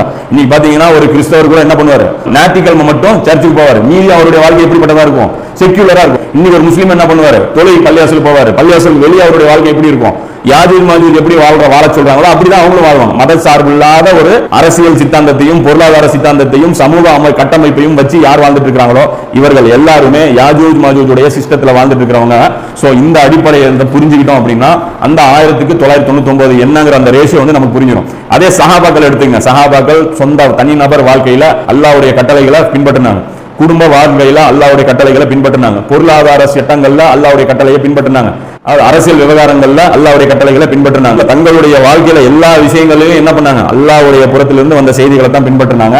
அப்ப அதை வச்சு கம்பேர் பண்ணும்போது இந்த 1:999 ரேஷியோங்கிறது என்னங்கிறது புரிஞ்சிடும். சோ இன்னைக்கு நம்ம எல்லாருமே யாரு, தோலுக்கு வந்து நமக்கு பிரச்சனையே கிடையாது. ஆனா நம்ம வாழ்க்கை முறை எப்படி இருக்குதுன்னா யாஜூஜ் மாஜூஜாவே தான் நம்ம வாழ்ந்துட்டு இருக்கோம். இதுக்கு வந்து ஒரு வெள்ளக்கார ஒருத்தர் வந்து கமெண்ட் ஒன்று பண்ணாரு, அதை வந்து ஒரு டிவி நிகழ்ச்சியில ஒருத்தர் சொல்லி காமிச்சாரு. அதை சொன்னா இந்த இடத்துல உங்களுக்கு பொருத்தமா இருக்கும். என்ன அப்படின்னா, இந்த பாகிஸ்தான் வந்து இஸ்லாத்தின் பேரால் வந்து வாங்கிட்டு போய் உருவாக்கணும்னு சொல்லிட்டு போனாங்க. ஆனா என்ன பண்ணிட்டாங்க இப்ப பாத்தீங்கன்னா, ஒரு செக்யூலர் நாடா தான் அவங்க வாழ்ந்துட்டு இருக்காங்க. அவங்கள பத்தி ஒரு வெள்ளக்காரர் வந்து ஒரு கமெண்ட் பண்ணியிருக்காரு. என்ன சொல்றாருன்னா, நீங்களாம் தேங்காய் மாதிரி, அதாவது நீங்களாம் எப்படிப்பட்டவர்கள்னா தேங்காய் மாதிரி. தேங்காய் பாத்தீங்கன்னா வெளியே பாக்குறதுக்கு பிரவுன் கலர்ல இருக்கும், உடைச்சா உள்ள வெள்ளை இருக்கும். சோ உங்களுடைய தோள்கள் தான் இந்த கலரு, ஆனா உடைச்சா உள்ள வந்து எங்களை மாதிரி தான் நீங்க அப்படிங்கிறாங்க. அதாவது நீங்க பாக்குறது தாண்டா இந்த தோல் கலர்ல இருக்கீங்க, ஆனா நீங்களும் வெள்ளக்காரங்க தாண்டா அப்படிங்கிறாங்க. அப்ப அவனே சான்று கொடுக்குற, நாம யாஜூஜ் மாஜூஜ் தான், எங்க கல்ச்சரை தான் நீங்க பின்பற்றுறீங்க அப்படிங்கிறது. அதே மாதிரி இன்னொரு கல்கத்தால வந்து ஒரு யூத பேராசிரியர் ஒருத்தர் இருந்திருக்காரு. அவர்கிட்ட போய் ஒரு முஸ்லீம் போய் தாவா செஞ்சிருக்கு, இந்த மாதிரி வந்து நீங்க இஸ்லாத்துக்கு வந்துருங்க அப்படின்னு சொல்லி. அப்ப அந்த யூத பேராசிரியர் வந்து கேட்டிருக்காரு, ஒரே ஒரு கேள்வி கேட்டிருக்காரு, நான் ஏன் முஸ்லீம் ஆகணும், நீ என்ன மாதிரி வாழ்ந்துட்டு இருக்க, என்னோட எல்லா கலாச்சாரத்தையும் நீ பின்பற்றிட்டு இருக்க, நான் ஏன் முஸ்லீம் ஆகணும், அது விளக்கம் சொல்லணும்னு அவர் பதில் சொல்ல முடியாம வந்திருக்காரு. சோ இதுதான் இன்னைக்கு முஸ்லீம்களுடைய வாழ்க்கை முறையை பொறுத்த வரைக்கும் பாத்தீங்க அப்படின்னா யாஜூஜ் மாஜூஜாவே தான் நம்ம வாழ்ந்துட்டு இருக்கிறோம் அப்படிங்கறத புரிஞ்சுக்கணும். சோ அதுக்குன்னு நீங்க போட்டு குழப்பிக்க வேண்டாம். என்னடா அப்ப நம்ம அந்த கரன்சி சிஸ்டம்ல இருக்கோம், நம்ம இந்த செக்யூலர் சிஸ்டம்ல இருக்கோம், அப்ப இதுல இருந்து வெளியே வரலன்னா நம்ம யாஜூஜ் மாஜூஜ் குற்றவாளியான்னு கேட்டா கிடையாது. அதாவது இது தப்பு அப்படிங்கறத நீங்க புரிஞ்சாலே, அது மனசளவுல நீங்க இதை விலகி இருந்தாலே போதும். உடல் அளவில் இவர்களுடன் நம்ம சேர்ந்து இருந்தாலும் மனசளவுல இதுல எங்களுக்கு உடன்பாடு கிடையாது, வேற வழி இல்லாம இந்த கரன்சியை நம்ம பயன்படுத்துறோம், வேற வழி இல்லாம நம்ம இந்த இதுல இருக்கிறோம். முடிஞ்ச வரைக்கும் நம்முடைய சொந்த வாழ்க்கையில, நம்முடைய குடும்ப வாழ்க்கையில, நம்முடைய வியாபாரங்கள்ல, நம்முடைய குடுக்கல் வாங்கல்ல நாம வந்து இஸ்லாத்தின் அடிப்படையை நம்ம பின்பற்றுவோம் அப்படின்னு சொல்லி நாம விலகி இந்த வாழ்க்கை முறை வெறுத்து, மனதளவில் வெறுத்து நாம வாழ்ந்தாலே இந்த யாஜூஜ் மாஜூஜுடைய அந்த 999 நம்பர்ல நாம என்ன ஆக மாட்டோம், வரமாட்டோம் அப்படிங்கறத நம்ம புரிஞ்சுக்கணும். அப்ப இந்த சிந்தனை மாற்றம் நமக்கு வந்தாலே போதும், யாஜூஜ் மாஜூஜுடைய அந்த நம்பர்ல நம்ம வராம தப்பிச்சிடலாம் அப்படிங்கறத பாத்துக்கலாம். சோ நம்பரை பத்தி அந்த விளக்கம் வந்து இவ்வளவுதான். சரி, அடுத்ததா ரெண்டாவது ஒரு சந்தேகம் என்ன அப்படின்னு பாத்தீங்கன்னா, ஈசா நபி வந்து தஜ்ஜாலை கொன்றதற்கு பிறகுதானே யாஜூஜ் மாஜூஜ் திறந்து விடப்படுவாங்க அப்படின்னு ஹதீஸில் முஸ்லீம்ல வருது. அப்போ சரியான ஹதீஸ் இப்படி இருக்கும்போது ஏற்கனவே யாஜூஜ் மாஜூஜ் திறந்து விடப்பட்டாங்க அப்படின்னா இந்த ஹதீஸை எப்படி புரிஞ்சுக்கிறது அப்படிங்கிற ஒரு கேள்வி வருது. ஸோ அதற்குண்டான விளக்கத்தை வந்து நம்ம பார்ப்போம். முதல்ல அந்த ஹதீஸ் எங்க இருக்குன்னு பார்த்தீங்கன்னா சஹி முஸ்லீம்ல 5629 ஹதீஸா இருக்கு. முஸ்லீமை பொறுத்த வரைக்கும் ஒரு விவரம் தெரிஞ்சுங்க, இது வந்து சுருக்கப்பட்ட ஒரு பதிப்பு, அதனால இந்த நம்பர் வரும். அதே வந்து உருதுலையும் இங்கிலீஷ்லையும் நீங்கள் சர்ச் பண்ணீங்க அப்படின்னா அதோடைய நம்பர் வந்து மாறும். ஸோ ஏன்னா இந்த ஹதீஸ் முஸ்லீமில் பொறுத்த வரைக்கும் அவங்க எவ்வளோ பண்ணியிருக்காங்கன்னா 5700 சில்லற ஹதீஸ் தான் வச்சிருக்காங்க. ஆனால் ஒரிஜினல் முஸ்லீமுடைய ஹதீஸ் எவ்வளோ அப்படின்னா 7543 ஹதீஸ். புகாரி எந்த அளவுக்கு இருக்கோ அதே அளவுக்கு தான் முஸ்லீமும் வந்து இருக்கக்கூடிய நம்பர்ஸ் வந்து இருக்கும். ஸோ இதில் அந்த ஹதீஸில் எப்படி வருதுங்கிறது முதல்ல சம்பவத்தை பார்ப்போம். ஈசா நபி அவர்கள் தஜ்ஜாலை தேடி செல்வார்கள். இறுதியில் லுத் எனும் நகரத்தின் தலைவாயில் அருகே அவனை கண்டு அவனை கொன்றொழிப்பார்கள். பிற தஜ்ஜாலிடமிருந்து அல்லாஹ் காப்பாற்றிய ஒரு சமுதாயத்தார் மரியமின் மகன் ஈசா அவர்களிடம் வருவார்கள். அவர்களின் முகங்களை பரிவோடு அவர் தடவி கொடுத்து சொர்க்கத்தில் அவர்களுக்கு கிடைக்கும் படித்தரங்கள் குறித்து அவர்களுக்கு தெரிவிப்பார். இதனிடையே ஈசா அவர்களுக்கு அல்லாஹ் வந்து வஹி அறிவிக்கிற இந்த இடத்துல, நான் என் அடியார்களில் சிலரை வெளிவர செய்துள்ளேன், அவர்களிடம் போரிட யாருக்கும் ஆற்றல் கிடையாது, எனவே என் அடியார்களை தூர் மலைக்கு அழைத்து சென்று பாதுகாப்பாக வையுங்கள் என்று அல்லாஹ் வஹி அறிவிப்பான். ஈசா நபி பார்த்து அல்லாஹ் சொல்லுவான், ஒரு குரூப் இங்க வெளியே இருக்கு, அவங்க வந்து யாரும் அவங்ககிட்ட சண்டை போட்டு ஜெயிக்கிற அளவுக்கு சக்தி கிடையாது, அதனால நீங்க இவங்களை என்ன பண்ணிருங்க, கூட்டிட்டு மேலே போயிருங்க அப்படின்னு சொல்லி எல்லாம் சொல்லுவாங்க. அப்போ இந்த ஹதீஸை வச்சு மேலோட்டமா பார்த்து என்ன சொல்றாங்க அப்படின்னா, இது வந்து ஈசா நபி வந்ததுக்கு அப்புறம் தான் யாஜூஜ் மாஜூஜ் திறந்து விடப்படுவாங்க அப்படின்னு சொல்லுவாங்க. ஆனால் இந்த ஹதீஸை வந்து கரெக்டாக அந்த வார்த்தைகளை பார்த்தாலே ஈசா நபி இருக்கும் போதே யாஜூஜ் மாஜூஜ் ஆல்ரெடி இங்கே இருக்காங்க அப்படிங்கிறத நம்ம புரிஞ்சுக்க முடியும். என்னன்னா அல்லாஹ் என்ன சொல்றான்னா, சிலரை வெளிவர செய்திருக்க, அவங்களோட நீ சண்டை போட முடியாது அப்படின்னு சொல்லி எல்லாம் சொல்றான். அப்போ ஆல்ரெடி வெளியே இருக்கிற நபர்கள் தான், ஆனால் சண்டை தான் போட முடியாதுன்னு. அதே மாதிரி அடுத்த அந்த வாசகமே எப்படி இருக்குது அப்படின்னா அப்படின்னு இருக்கு. அப்படின்னா அனுப்புவது, அந்த யாஜூஜ் மாஜூஜ் கூட்டத்தாரை அனுப்புவான் அப்படின்னு தான் இருக்கே தவிர திறப்பான் அப்படின்னு இல்லை. அப்ப அல்லாஹ் வந்து ஏற்கனவே இருக்கிற ஒரு கூட்டம் தான் அனுப்புவோம், அதாவது படையெடுத்து அவங்க வருவாங்க அப்படிங்கிறது. இந்த பாஷா அப்படிங்கிற அந்த வார்த்தைக்கு அர்த்தம் பார்த்தீங்கன்னா குர்ஆன்ல நிறைய இடத்துல வருது. உதாரணத்துக்கு 62 அத்தியாயத்துல 2வது வசனத்துல பாத்தீங்கன்னா ஹுவல்லஸி பஅஸஃபில் உம்மீன ரசூலன் மின்ஹும், அவர்களில் இருந்து எழுத படிக்க தெரியாத அவர்களில் இருந்தே ஒரு தூதரை நாம் அனுப்பினோம் அப்படின்னு. அப்போ நபி ஸல்லல்லாஹு அலைஹி வஸல்லம் அவர்கள் வந்து ஏதோ ஒரு பகுதியில் அடைத்து வைக்கப்பட்டு திடீர்னு வெளிப்பட்டா வந்தாங்க, அவர்கள் மத்தியிலே நடமாடிட்டு இருந்தாங்க, திடீர்னு தூதரா நியமனம் செய்யப்பட்டு அவர்கள் இடத்துல திடீர்னு வந்து தூதரா நிக்கிறாங்க. சோ அதே மாதிரி தான் யாஜூஜ் மாஜூஜ் ஆல்ரெடி இந்த பூமியில வாழ்ந்துட்டு தான் இருந்தாங்க. அப்போ திடீர்னு ஈசா நபி வந்த உடனே என்ன அவங்க படையெடுத்து வருவாங்க அப்படிங்கறது தான் அது குறிப்பிடும் அப்படிங்கறத வந்து இந்த இடத்துல புரிஞ்சுக்கிட்டோம் அப்படின்னா அந்த ஹதீஸ் சரியான விளக்கமா புரிஞ்சு முடியும். நல்லா புரிஞ்சுங்க, ஈசா நபி வர்றதுக்கு முன்னாடி அந்த போர்கள் நடக்கும்ல, அந்த மோதல் தஜ்ஜாலுக்கும் மற்ற மூமின்களுக்கும் நடக்கக்கூடிய மோதல், அதுல யாரெல்லாம் கலந்துக்குவாங்கன்னு பாத்தீங்கன்னா யாஜூஜ் மாஜூஜ் கூட்டத்தால வெள்ளை நிறத்த மக்கள் வந்து அந்த அளவுக்கு அவங்க வந்து கலந்துக்க மாட்டாங்க. அந்த உதாரணத்துக்கு எடுத்தீங்கன்னா அந்த சைனாவை சேர்ந்தவர்கள், இந்த வடகொரியா, தென்கொரியா, மலேசியா, ஜப்பான் இந்த மாதிரி பகுதியில் இருக்கக்கூடிய மக்கள்லாம் அவ்வளோ இன்ட்ரெஸ்ட் எடுத்துக்க மாட்டாங்க. இந்த மிடில் ஈஸ்ட்ல தான் இந்த போர்கள்லாம் நடக்கும். அரேபியா, பாகிஸ்தான், ஆப்கானிஸ்தான், இந்தியா இந்த மாதிரியான நாடுகள் தான் வந்து ஒருத்தர் வந்து அடிச்சுக்கிட்டு, அப்போ அதாவது பனி இஸ்ராயல்களுக்கும் அரபுகளுக்கும் நடக்கக்கூடிய மெயின் கிளாஷ்னு வச்சுங்க அதை. அப்ப அந்த போர் முடிஞ்சு 2 பேருமே நில குலைஞ்சு மீதி யூதர்கள் முற்றிலும் அழிக்கப்பட்டு முஸ்லிம்கள் மட்டுமே இருக்கக்கூடிய அந்த காலகட்டத்தில் இவர்கள் படையெடுத்து வருவாங்க அப்படிங்கிறது தான் இந்த சம்பவத்திலிருந்து நம்ம புரிஞ்சுக்கணும். அப்ப அப்படி புரிஞ்சுக்கிட்டோம் அப்படின்னா ஒரு மோதல் இல்லாம இந்த விஷயத்தை நம்ம புரிஞ்சுக்க முடியும். இன்னும் சொல்ல போனா இந்த விஷயத்தை அப்படி புரிஞ்சுக்கிட்டு தான் ஆகணும். ஏன்னா இவ்வளவு சான்றுகள் நம்ம காமிச்சிருக்கோம்ல அவங்க வெளியே வந்தது அப்படிங்கிறது. அப்ப அது எல்லாமே இடிக்காம வந்து இந்த மாதிரி புரிஞ்சுக்கிட்டோம் அப்படின்னா அப்போ ஒரு கரெக்டான ஒரு விளக்கத்துக்கு நம்ம வந்துட முடியும். இத்தனை சான்றுகளை மறுத்துக்கிட்டு இந்த வார்த்தையை நான் இப்படி தான் புரிஞ்சுக்குவேன் அப்படின்னு சொல்றது வந்து ஒரு அறிவுடைய ஒரு செயலா வந்து அது இருக்காது அப்படிங்கிறத நம்ம வந்து புரிஞ்சுக்கணும். அடுத்ததாக பாத்தீங்க அப்படின்னா இந்த யாஜூஜ் மாஜூஜுடைய அந்த திறக்கப்படுற சம்பவம் வந்து முஸ்லீம்ல மட்டும் இல்ல, இது மாதிரி வந்து நிறைய ஹதீஸ்கள் இருக்கு. அப்போ ஒரு சம்பவத்தை வந்து நம்ம ஒரு ஹதீஸை மட்டும் வச்சு புரிஞ்சுக்க கூடாது, அது சம்பவம் தொடர்பான அனைத்து ஹதீஸ்களையும் வச்சு ஒரு கருத்துக்கு வர்றதுதான் அது ஒரு நியாயமான ஒரு நடைமுறையா இருக்கும். இதே யாஜூஜ் மாஜூஜுடைய திறப்படுதல் பத்தி முஸ்னத் அஹமதுல 11754, இப்னு மாஜால 4079 ஹதீஸ்ல என்ன வருதுன்னு பாத்தீங்கன்னா, யாஜூஜ் மாஜூஜ் தடுப்பு திறக்கப்பட்ட பின் மக்களிடம் அவர்கள் வருவார்கள், அல்லாஹ் கூறுவது போல் அனைத்து பகுதிகளிலும் அவர்கள் பரவிவிடுவார்கள், முஸ்லிம்கள் அவர்களுடைய தீமையிலிருந்து தப்பிக்க தங்கள் ஊர்கள் மற்றும் கோட்டைகளில் அலைந்து கொள்வார்கள். ரசூல் என்ன சொல்றாங்க, ஊர்களையும் கோட்டைகளையும் இவங்க போய் அடைஞ்சுக்குவாங்க. அப்ப இந்த இடத்துல அந்த தூர் மலை இருக்குல்ல, அந்த மலைக்கு வந்து கூட்டிட்டு போற அந்த சம்பவம் இல்ல பாருங்க, தங்கள் கால்நடைகளை உடன் அழைத்துக் கொள்வார்கள், கால்நடைகள் அழைச்சிட்டு போய் இவங்க அடைஞ்சு இருந்துக்குவாங்க, அவர்கள் பூமியில் இருக்கும் நீரை உறிஞ்சி விடுவார்கள், மற்றவர்கள் அந்த பகுதிகளை கடக்கும் போது ஒரு காலத்தில் இங்கெல்லாம் தண்ணீர் இருந்ததாக கூறுவார்கள். அப்ப அந்த சம்பவத்தில் எப்படி இருக்கு பாருங்க, பூமியில் இருக்கிற எல்லா பகுதியுடைய நீர்நிலைகளையும் இவங்க உறிஞ்சிக்குவாங்க அப்படின்னு சொல்லி நபி ஸல்லல்லாஹு அலைஹி வஸல்லம் இந்த ஹதீஸ்ல வந்து சொல்றாங்க. சோ இதுல இன்னொரு விஷயம் நம்ம புரிஞ்சுக்க முடியுது, இது வந்து யாஜூஜ் மாஜூஜுடைய அந்த முதல் வெளிப்படுதல் அந்த நடந்தது இல்லையா, அந்த நேரத்துல இப்படிதான் நடந்தது. எல்லாரும் வந்து கோட்டைகளில் போய் அடைஞ்சிருக்காங்க, அவங்க ஊர்களில் போய் அவங்க பதுங்கிட்டாங்க, யாரும் அவங்கள வந்து எதிர்க்கிறதுக்கு வரல. அவர்கள் வந்து அவ்வளவு கொடூரமா அவங்களுடைய அந்த மங்கோலியர்களுடைய தாக்குதல் இருந்ததுனால யாரும் அவங்களை எதிர்த்து சண்டை போட்டு இவங்களை ஜெயிச்சிடலாம் அப்படின்லாம் அவங்க நிக்கல. யாஜூஜ் மாஜூஜோட வெளிப்படுதல் பற்றி இன்னொரு விதமாகவும் ஹதீஸ் இருக்குங்கிறத நம்ம பார்த்தோம் அப்படின்னா நமக்கு இந்த விஷயம் வந்து கிளியரா புரிஞ்சிடும். ஸோ அந்த ஹதீஸை முஸ்லீம்ல வரக்கூடிய அந்த ஹதீஸை எப்படி பார்க்கணும் அப்படிங்கிறது இதுலயே இன்னொரு முக்கியமான விஷயம் புரிஞ்சுக்கணும். என்னன்னா அந்த குர்ஆன் வசனம் வந்து நபி ஸல்லல்லாஹு அலைஹி வஸல்லம் அந்த இடத்துல ஓதி காட்டுறாங்க 21-96 அவர்கள் ஒவ்வொரு உயரத்திலும் பரவி விடுவார்கள் அப்படின்னு. ஸோ அப்பதானே குறிப்பிடுறாங்க அப்படின்னு நினைக்கிறார். நபி ஸல்லல்லாஹு அலைஹி வஸல்லம் வழக்கம், அதாவது ஹதீஸ்களை ஸ்டடி பண்றவங்களுக்கு தெரியும் ரசூலுல்லாஹ்வுடைய வழக்கம் என்னன்னா, அதாவது ரசூலுல்லாஹ் குறிப்பிடுற ஏதோ ஒரு விஷயத்தை பத்தி அல்லாஹ் குர்ஆன்ல பேசியிருந்தாங்கன்னா அல்லாஹ்வுடைய வசனத்தை அந்த நேரத்தில் ஓதி காட்டுவது நபி ஸல்லல்லாஹு அலைஹி வஸல்லம் வழக்கமா இருக்கும். அது அல்லாஹ்வை கண்ணியப்படுத்தும் விதமா அந்த வசனத்தை ரசூலுல்லாஹ் ஓதி காட்டுவாங்க.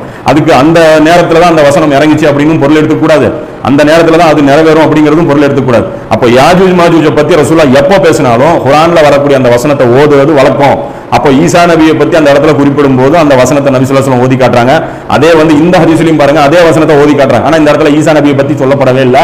இன்னும் முஸ்லிம்கள் எங்க இருப்பாங்கிறாங்க, தூர் சீனா மலையில இல்ல ஒவ்வொரு ஊர்களிலும் கோட்டைகளிலும் இருப்பாங்கிறாங்க. அப்ப இது எப்போ நடக்கும்? அப்ப இந்த சம்பவத்துக்கு வந்து விளக்கம் சொல்லணும்ல. அப்ப அந்த சம்பவத்துக்கு அது மட்டும் தான் விளக்கம் அப்படின்னா அப்ப இந்த சம்பவத்துக்கு யார் விளக்கம் சொல்லணும்? அப்ப இந்த சம்பவத்துக்கு அவங்க விளக்கம் சொல்றது கடமைப்பட்டிருக்காங்களா இல்லையா? அப்போ நான் கேட்கிற கேள்வி நீ பதில் சொல்லு, உன் கேள்விக்கு நான் பதில் சொல்லலாமா சொல்ல மாட்டேன் அப்படிங்கிறது வந்து ஒரு நியாயமான ஒரு அணுகுமுறையா இருக்காதுங்கிறது நம்ம இந்த விஷயத்துல இருந்து நீங்க புரிஞ்சுக்கணும். அப்புறம் இன்னொரு முக்கியமான மேட்டர் என்ன அப்படின்னு பாத்தீங்கன்னா, இந்த தபரியா ஏரியுடைய தண்ணியை வந்து அவங்க குடிச்சிருவாங்க அப்படின்னு சொல்லி நம்ம சொல்றோம்ல. ஆனா இன்னைக்கு தபரியா ஏரியில என்ன இருக்கு? தண்ணி இருக்கு. Some top trending news. It is from the Sea of Galilee, and the inset picture there those are actually artillery shells. Now, according to Adam Eliyahu Berkowitz for Breaking Israel News, he reports that an island that has recently appeared in the middle of the Sea of Galilee. Years of shrinking water levels, Israel's Sea of Galilee is inching near the black line, only 2 centimeters away from irreversible damage. If there's irreversible damage done to the Sea of Galilee, to the Jordan, this whole ecosystem, and it could also infect Christian tourism to the land. The Sea of Galilee is second only to Jerusalem in importance to Christian pilgrims visiting Israel. Its holy waters are believed to be the site of many Jesus Christ's miracles, and it's not the only Christian site in danger. தபரியா ஏரிங்கிறது முதல்ல எங்க இருக்குன்னு நெட்ல அடிச்சு பாத்துங்க. அது பாத்தீங்கன்னா இஸ்ரேலுடைய main நீராதாரத்துல அது ஒரு நீராதாரம். அப்போ தபரியா ஏரியுடைய தண்ணியை வந்து கடக்கும் போது முதல் அணியினர் கடந்து போவாங்க, கடைசி அணியினர் வந்து கடக்கும்போது தண்ணி இருக்காது அப்படின்னு சொல்றாங்களா. இதை வச்சு பார்க்கும்போது இந்நேரம் தண்ணி இருக்கு, அப்போ யாஜூஜ் மாஜூஜ் கடந்து போயிட்டாங்கிறீங்க, ஆனா தண்ணியும் இருக்கு அப்படின்னு சொல்லி ஒரு சந்தேகம் வருது. அப்ப இந்த ஹதீஸை பொறுத்த வரைக்கும் நம்ம எப்படி புரிஞ்சுக்கணும் அப்படின்னு பாத்தீங்கன்னா, நம்ம அந்த ஹதீஸ்ல வந்து ஒரு தவறு பண்ணிருக்கோம் புரிதல்ல. என்ன அப்படின்னா இந்த ஏரியை கடக்கிற அந்த நிகழ்வு ஒரே நேரத்துல நடக்கும் அப்படின்னு சொல்லி நம்ம புரிஞ்சுக்கிட்டோம். அதே மாதிரி நம்ம இன்னொரு தப்பா என்ன பண்றோம் அப்படின்னா, இந்த பயான்கள் எல்லாம் நம்ம சொல்லப்படும் போது எப்படி சொல்லப்பட்டது அப்படின்னா யாஜூஜ் மாஜூஜோட எண்ணிக்கை அந்த அளவுக்கு இருக்கும். எந்த அளவுக்கு அவங்களோட எண்ணிக்கை இருக்குன்னா, ஃபர்ஸ்ட் போறவன் அந்த தண்ணியை குடிப்பான், கடைசியா போறவன் பாத்தீங்கன்னா போகும்போது தண்ணியே இருக்காது, அந்த வால்யூம்ல அந்த நம்பர் வந்து அவங்க ஊர்வலமா போவாங்க அப்படின்னு சொல்லி சொல்லப்படுது. நபி ஸல்லல்லாஹு அலைஹி வஸல்லம் எங்கேயும் அவர்களின் எண்ணிக்கை இவ்வளவு இருக்கும்னு சொல்லி எண்ணிக்கைக்காக சொல்லப்பட்ட செய்தி அது கிடையாது. அப்போ யாஜூஜ் மாஜூஜ் வந்து முதல்ல அந்த பனி இஸ்ராயேலுடைய அந்த குடியேற்றம் அங்க நடந்தது இல்லை, இஸ்ரேலுடைய குடியேற்றம். அப்போ முதல்ல அவங்க பாத்தீங்கன்னா தபரியா ஏரியை கடந்து தான் நீங்க இஸ்ரேலுக்குள்ள போக முடியும். அப்போ தபரியா ஏரியை கடந்து அவங்க குடியேறும் போது தபரியா ஏரியால ஏகப்பட்ட தண்ணி இருந்துச்சு. அந்த குடியேற்றம் இப்போ படிப்படியா ஆகி இப்போ என்ன கண்டிஷன் அப்படின்னா தண்ணி அப்படியே படிப்படியா வத்திக்கிட்டே வருது. அப்போ கடைசியா இன்னும் வந்து பனி இஸ்ராயேல் ஃபுல்லா போய் அங்க சேரல, இன்னும் மற்ற பகுதியில் வாழ்ந்துட்டு தானே இருக்காங்க. இன்னும் சொல்ல போனா தஜ்ஜால் வரும்போது மசியா வந்துட்டான் அப்படின்னு சொல்லிட்டு என்ன பண்ணுவாங்க, யூதர்கள் ஒட்டுமொத்தமா போய் பனி இஸ்ராயேல்கள் எல்லாருமே என்ன பண்ணிடுவாங்க, குடி போயிடுவாங்க. அப்ப அந்த கடைசி குடியேற்றம் போகும்போது என்ன கண்டிஷன் இருக்கும் அப்படின்னா தபரியா ஏரியில ஒரு சொட்டு தண்ணி இருக்காது. அப்ப அவங்க சொல்லுவாங்க ஒரு காலத்துல இங்க தண்ணி இருந்துச்சு அப்படின்னு. அதே மாதிரி இன்னொரு முக்கியமான விஷயமும் பாத்தீங்கன்னா, இந்த முதல்ல ஒரு ஹதீஸ் சொன்னல முஸ்னத் அஹ்மதுல வரக்கூடிய இந்த ஹதீஸ்லயும் இப்னு மாஜால அந்த 4079, முஸ்னத் அஹ்மதுல 11754 இந்த ஹதீஸ்ல இன்னொரு கவனம் என்ன சொல்லப்படுது அப்படின்னா, பூமியில் இருக்கும் அனைத்து நீரையும் அவர்கள் உறிஞ்சி விடுவார்கள். இப்ப இன்னைக்கு யாஜூஜ் மாஜூஜ்ங்கிறவங்க மல்டிநேஷனல் கம்பெனியுடைய ஓனர்ஸா இருக்கிறாங்க. இன்னைக்கு பூமியில் இருக்கிற எல்லா தண்ணியும் யார் எடுத்து பயன்படுத்திட்டு இருக்கிறா? இன்னைக்கு இந்த கார் கம்பெனிகள், இந்த ஃபேக்டரிகள், இந்த கோகோ கோலா கம்பெனிகள், இந்த இந்துஸ்தான் யூனியர் லிவருடைய இந்த நிறுவனங்கள், இவங்க தான் இந்த தண்ணியை எடுத்து பயன்படுத்துறாங்க. இன்னைக்கு நாம இந்த பேச்சு பேசுறோம்ல, நம்ம என்ன சொல்றோம், ஒரு ஏரியா கடக்கும்போது பாலாறுல ஒரு காலத்துல தண்ணி இருந்துச்சு, இந்த நொய்யலாறுல வந்து ஒரு காலத்துல தண்ணி இருந்துச்சு, இந்த காவிரி ஆறுல பாருங்க இந்த காலத்துல தண்ணி இருந்துச்சு. இப்ப நம்மளே அதை ஸ்டேட்மெண்ட் கொடுக்குறோம், ஒரு காலத்துல இங்க தண்ணி இருந்துச்சு அப்படின்னு சொல்லி. நம்ம ஏரியால இருக்கக்கூடிய ஏரி குளங்கள் இந்த தண்ணி எல்லாம் யார் உறிஞ்சான்னு நினைச்சிட்டு இருக்கீங்க? யாஜூஜ் மாஜூஜ் தான் உறிஞ்சிட்டாங்க. இவங்க தான் இந்த தண்ணியை சேர்த்து உறிஞ்சிருக்காங்க. சோ இந்த தண்ணி உரிகிற இந்த நிகழ்வை பொறுத்த வரைக்கும் ஒரே நேரத்துல அவங்க அப்படியே ஊர்வலமா கடந்து போவாங்கிறது கிடையாது. இது பல காலகட்டங்கள்ல நடந்தது அப்படின்னு நம்ம புரிஞ்சுக்கிட்டோம் அப்படின்னா இந்த ஹதீஸுக்கும் நம்ம சரியான ஒரு பொருளை வந்து புரிஞ்சுக்க முடியும். அதே மாதிரி இன்னொரு கேள்வி என்ன வருது அப்படின்னு பார்த்தீங்கன்னா, யாஜூஜ் மாஜூஜ் வெளியே வந்தோடனே அம்பு விடுவாங்க அப்படின்னு ஹதீஸ்ல வருது. அப்ப அம்பு எதுக்கு விடுவான்? இவ்வளோ டெக்னாலஜி டெவலப் இருக்கிறவன் அம்பு விடுவானா அப்படின்னு சொல்லி கேட்கறாங்க. நல்லா புரிஞ்சுங்க, நபி ஸல்லல்லாஹு அலைஹி வஸல்லம் அவங்களை பொறுத்த வரைக்கும் சஹாபாக்களுக்கு வந்து பாடம் நடத்துற ஒரு வேலையும் இருக்கு, நமக்கும் புரியுற மாதிரி பாடம் நடத்துற ஒரு வேலை இருக்கு. ஸோ அதனால அந்த காலத்தில் இருக்கக்கூடிய மக்களுக்கு என்ன வார்த்தைகள் பழக்கத்தில் இருந்ததோ அதை கொண்டுதான் அவங்களால வந்து சொல்ல முடியும். ஸோ அந்த நேரத்தில் அம்பு அப்படின்னு நபி ஸல்லல்லாஹு அலைஹி வஸல்லம் சொன்னாங்க அப்படின்னா அதை நாம இன்னைக்கு காலகட்டத்தில் எப்படி புரிஞ்சுக்கணும்? அம்பு எப்படி ஒரு இலக்கை நோக்கி அட்டாக் பண்ணுதோ அப்படி இலக்கை நோக்கி பாயக்கூடிய அனைத்துமே அம்பு வகையை சார்ந்ததுதான். அதாவது ஏவுகணைகளா இருக்கட்டும், ஒரு ஃபைட்டர் ஃபிளைட்ல போய் நீங்க தாக்குறதா இருக்கட்டும், ஒரு பெரிய பெரிய மிசைல் இந்த மாதிரியான அந்த பீரங்கிகளா இருக்கட்டும், இது எல்லாமே எந்த வகையில வந்துடும்?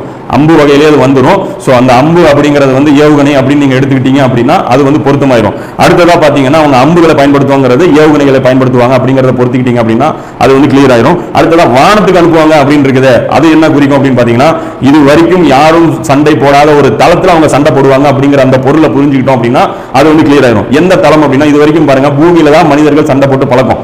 வானத்துல யாராவது சண்டை போட்டு பழக்கமான்னு பாத்தீங்கன்னா அந்த முன்னறிவிப்பும் சுப்ஹானல்லாஹ் இப்போ 2015, 16, 17 இந்த காலகட்டத்தில் அது நடந்திருக்கு. எந்த அளவுக்கு பாத்தீங்கன்னா இன்னைக்கு வந்து விண்வெளியில அவங்களுக்கு படை இருக்கு. அதுதான் வந்து ட்ரம்ப் வந்து சொல்றாரு பாருங்க. President Trump is ordering the Pentagon to create a separate military branch to handle space. The president announced his proposed Space Force yesterday. It would be the first new branch of the armed services since the Air Force was created in 1947. Supporters of the president's plan say the Air Force doesn't give space the attention or money it needs. David Martin looks at what it would mean to have a Space Force.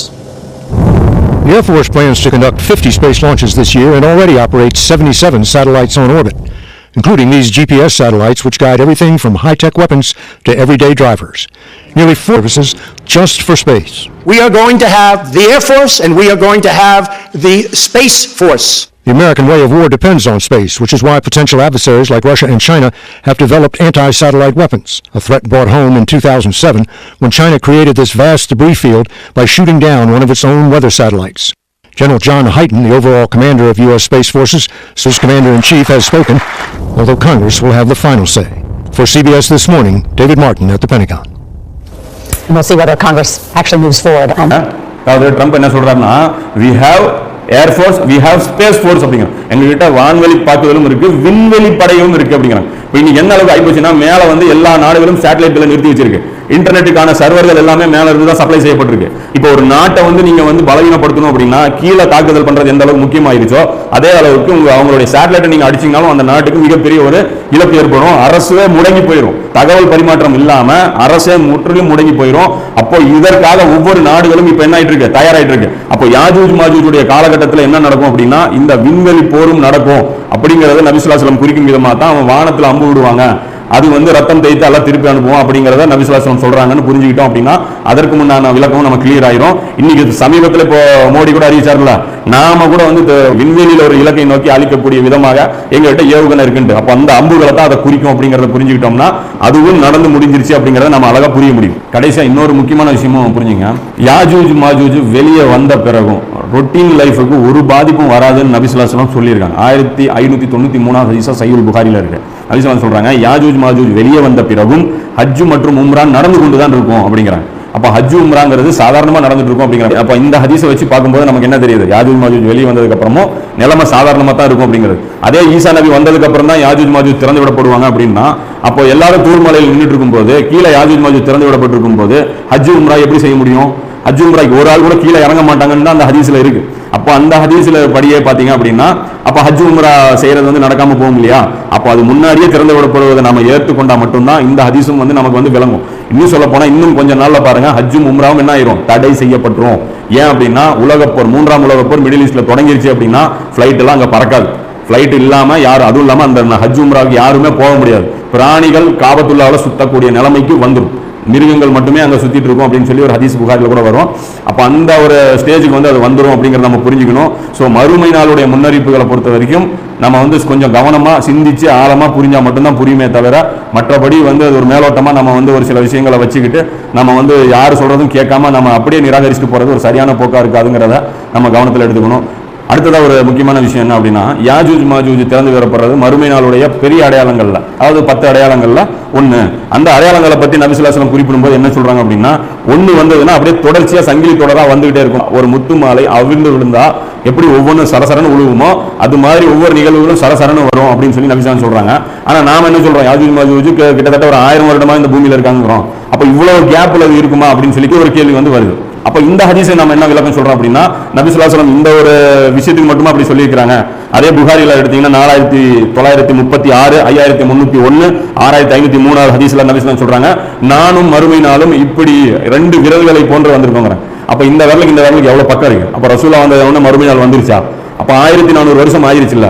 அப்ப ஒரு விஷயம் வந்து சொல்லப்படுதுன்னா, அதாவது சங்கிலி தொடரா நிகழ்வுகள் நடந்துட்டு தான் இருக்கு, மறுமை நாளுடைய நிகழ்வுகள் நடந்துட்டு தான் இருக்கு. இன்னும் சொல்ல போனா யாஜூஜ் மாஜூஜ் திறந்து விடப்படுற அடையாளத்தை விட அவர்கள் உலகத்துடைய ஒவ்வொரு உயரத்தையும் கைப்பற்ற அந்த அடையாளம் தான் மிக பெருசு. அப்ப அந்த அடையாளத்தோட நீங்க அந்த ஹதீஸை பொருத்தி பாத்தீங்க அப்படின்னா, யாஜூஜ் மாஜூஜ் கையில அந்த உயரங்கள் போனதும், இஸ்ரேல் உருவானதும், 1ஆம் உலகப் போர் 2ஆம் உலகப் போர் நடந்ததும், பூமியில இன்னைக்கு ஏற்பட்டிருக்கக்கூடிய இந்த விஞ்ஞான வளர்ச்சி எல்லாம் டக்குன்னு வந்ததும், எல்லாம் அந்த மறுமை நாள் சம்பந்தப்பட்ட ஹதீஸ் எல்லாம் எடுத்து பாருங்க, எல்லாமே அந்த கடந்த 100 வருடங்கள்ல தான் சர நடந்திருக்கு. அதாவது இந்த உயரமான கட்டடங்கள் போட்டி போட்டு கட்டுவாங்க, இந்த செருப்பு வார்கள் வந்து பேசும். அப்போ இப்படி பாத்தீங்கன்னா இந்த சிறிய அடையாளங்கள் சொல்லிட்டு ஒரு புத்தகம் கொடுத்துருக்காங்களா, அது எல்லாமே நீங்க எடுத்து பாருங்க எப்ப நடந்ததுன்னு. எல்லாமே அந்த இஸ்ரேலுடைய அந்த குடியேற்றத்திற்கு அப்புறம் தான் டக்குன்னு எல்லாமே நடந்திருக்கு. சங்கிலி தொடரா நடக்கும் அப்படின்னா அது ஒரு 100 வருடம் 200 வருடம் எடுக்கும். அதாவது ரசூல்லா சொன்ன சங்கி அப்ப இதுக்கு கணக்கு சொல்லணும். அப்போ ரசூல்லா வந்து மறுமை நாள் இப்படி வந்துரும் அப்படின்னா அப்ப ரசூல்லா இன்னும் வரலைன்னு அர்த்தமா? இப்ப நான் வந்தா மறுமை நாள் உடனே வந்துரும் ரசூல்லா இப்படி சொல்றாங்களா? ஆனா வரல இல்ல, அடுத்த வரல எவ்வளவு நெருக்கத்துல இருக்கு. இன்னும் முத்து மாலைங்கும் போது புரிஞ்சுங்க, முத்து மாலை எவ்வளவு நேரத்தில் விழுவும்? ஒரு 5 செகண்ட் 10 செகண்ட் வந்துடும். அப்ப முத்து மாலை ஒரு ஸ்பீட்ல வந்துடும், 5 செகண்ட்ல எல்லாமே நடந்துருமா? அப்படி கிடையாது. ஒரு காலகட்டம் அது எடுக்கும். ஒவ்வொன்றுக்கும் ஒரு டைம் லிமிட் இருக்கு. நம்ம வந்து ஒரு மறுமை நாளை பொறுத்த வரைக்கும் ஒரு ஃபேண்டசி கதையாவே நம்ம எல்லாமே பார்த்துட்டு இருக்கோமே தவிர, நம்ம வந்து ஒரு மாய உலகத்திலேயே நம்ம வந்து ஒரு டிராவல் பண்ற மாதிரி நினைச்சுக்கிறோம் மறுமை நாள் சம்பந்தங்களை பொறுத்த வரைக்கும். அது அப்படி எடுத்துக்கூடாது. உலகத்துடைய நிகழ்வுகளோடு அதை பொருத்தி பார்க்கும்போது அதுக்கு ஒரு டைம் பீரியட் தேவைப்படும்.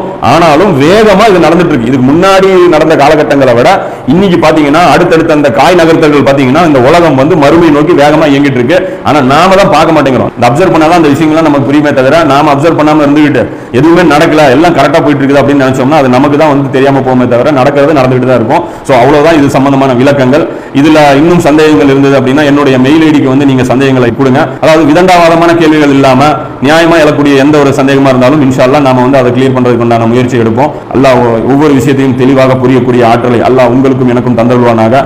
ஈமானுடைய அந்த பாக்கியத்தை கொண்டு தஜ்ஜாலையும் அவனுடைய கூட்டத்தினரையும் நாம வந்து அடையாளம் கண்டு அதிலிருந்து நாமல் தங்களுடைய ஈமான்களை காப்பாற்றிக் கொள்ளக்கூடிய விதமாக கூடிய சக்தியை நமக்கும் உங்களுக்கும் எனக்கும் தந்தருவானாக. வாஹிர் தாவானா அல்ஹம்துலில்லாஹி ரப்பில் ஆலமீன். அல்லாஹு அல்லாஹு அல்லாஹு அல்லாஹு அல்லாஹ்